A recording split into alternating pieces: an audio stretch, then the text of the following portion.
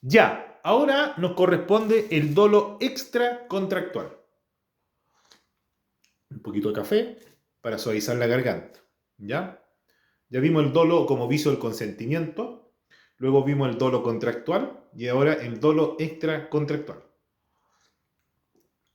A diferencia de los otros dos dolos, tanto el dolo vicio como el dolo contractual, el dolo extracontractual tiene un concepto legal en el artículo 44 del Código Civil, que está a propósito en el título preliminar. Y ese concepto del artículo 44 es el elemento del dolo en materia extracontractual. ¿Cómo se define? El dolo consiste en la intención positiva de inferir injuria a la persona o propiedad de otro. El dolo es la intención positiva de inferir injuria a la persona o propiedad de otro. Ahora, ¿cuál es la diferencia en materia extracontractual entre un delito y un cuasi delito? La diferencia es casi mínima e irrelevante. Por lo tanto, la indemnización no cambia si hay dolo o culpa. No hay ninguna diferencia. Ahora, ¿qué va a preferir probar la víctima? Si el dolo o la culpa. El dolo es de mucho más difícil prueba porque corresponde al fuero interno del individuo. En cambio, la culpa es de más fácil prueba que el dolo. Entonces, la víctima siempre deberá preferir probar la culpa y el dolo. Y la indemnización es la misma, ¿ya? Eso es el dolo en materia extracontractual. Siguiendo con el dolo, sigamos hablando de otros dolos en otras materias. Por ejemplo, el dolo en la posesión. El artículo 713, que dice que es aquella, el dolo en la posesión clandestina, en eso estamos.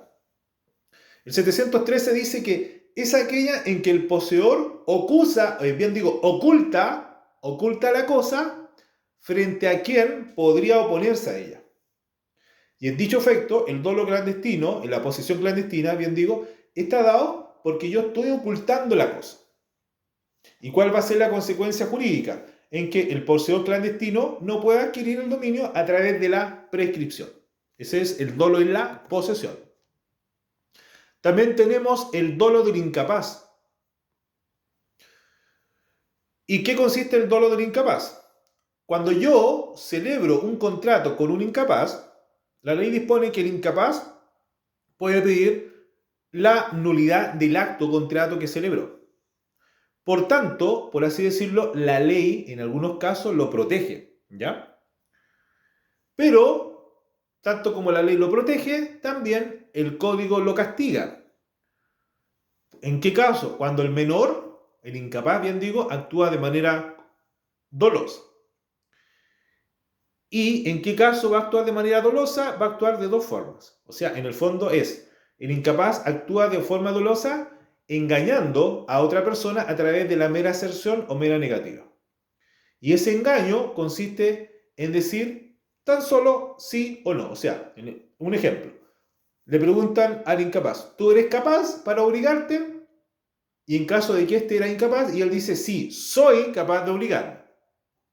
En este caso, entonces, lo que va a pasar acá es que el legislador no va a castigar al incapaz propiamente tal, sino que va a castigar a la parte que celebró ese contrato con un incapaz porque se quedó con la mera respuesta, con la mera aserción, ¿ya? O sea, en el fondo lo va a castigar por ser negligente, porque se quedó solamente con la sola respuesta que dio el incapaz. Por eso se va a castigar.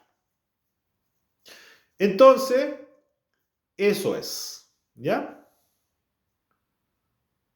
Y, y el otro medio es que, por ejemplo, el incapaz alteró, por ejemplo, una cédula de identidad, po. Entonces, la ley va a castigar al incapaz donde no va a pedir o no va a poder pedir la nulidad por su incapacidad. ¿Ya? También tenemos otros casos de dolo, por ejemplo, el dolo en la acción pauliana, que este está en el artículo 2468. Y el dolo en la acción pauliana consiste en que el deudor enajena bienes de su patrimonio, sabiendo que sus negocios están en mal estado. Por lo tanto, este enajena sus bienes para no cumplir con sus créditos a los acreedores.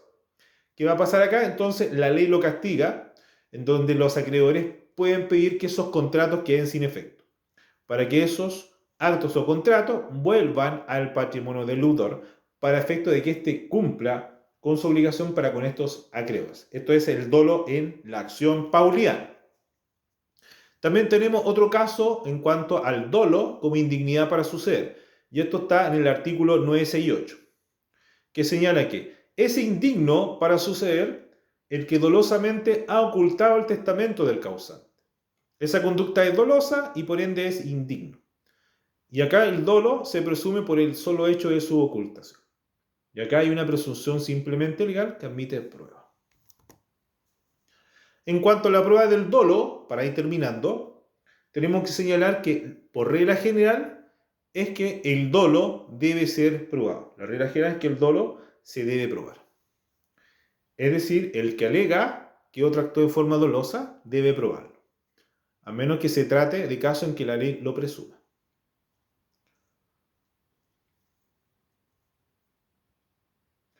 Ahora, ¿en qué caso el dolo se presume? Se va a presumir el dolo, por ejemplo, en la ocultación del testamento. Se va a presumir el dolo por el solo hecho de su ocultación. Y también en el Código de Procedimiento Civil, en las medidas precautorias. Cuando una persona solicita una medida prejudicial precautoria, tiene 10 días para demandar. Si no demanda dentro del plazo de 10 días, se presume que su actuar es doloso. Ahí hay un caso de dolo en materia procesal. ¿Ya? Y con esto terminamos lo que son los vicios de la voluntad o del consentimiento. Ahora empezamos a analizar la lesión enorme.